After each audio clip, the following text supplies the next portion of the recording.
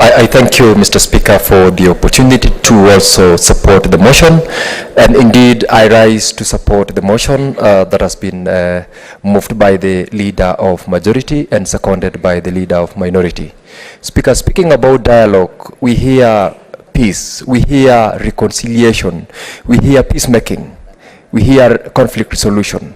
But, Mr. Speaker, far from the fact that we have got existing conflict, we are all aware of the fact that this country is also ruled by law, and it's a democratic state, that people went into elections sometimes in 2022 and a government was put in place.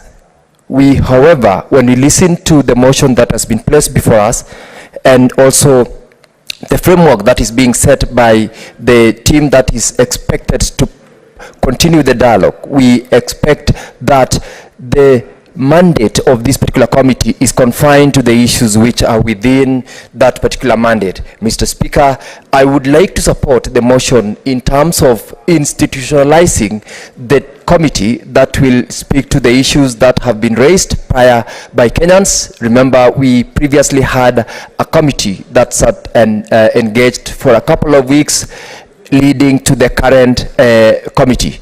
And Mr. Speaker, it is listening to the move by the leader of majority, the issues that will be a subject of discussion before this committee are limited to developing reforms, facilitating dialogue, and bridging the differences between the two communities, which in this, the two political formations, Mr. Speaker, which in this case will ultimately allow the people of Kenya to allow the government of the day to execute on the mandate that was granted by the people in the election that was conducted in the year 2022. Mr. Speaker, I support this motion with those reservations, and I...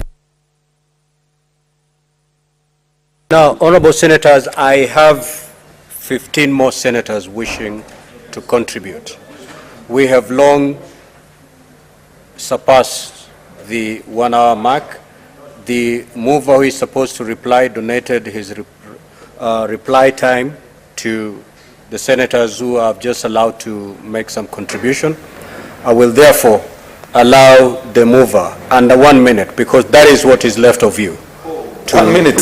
Okay, thank you, Mr. Speaker. Mr. Speaker, I want to thank my colleagues who have taken time to comment on this very important exercise. You know, Mr. Speaker, as many shades of opinion have been expressed on this particular issue, that points to the task that is ahead of us, and we will try our best as a team to make sure that we move the country forward in this very difficult time.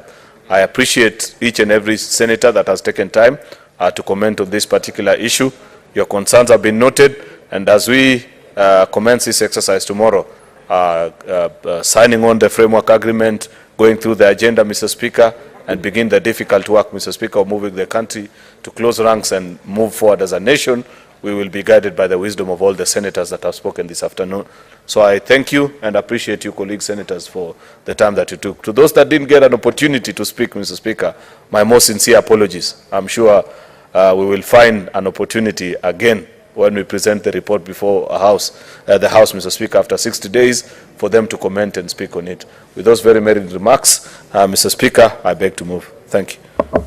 To reply, sorry.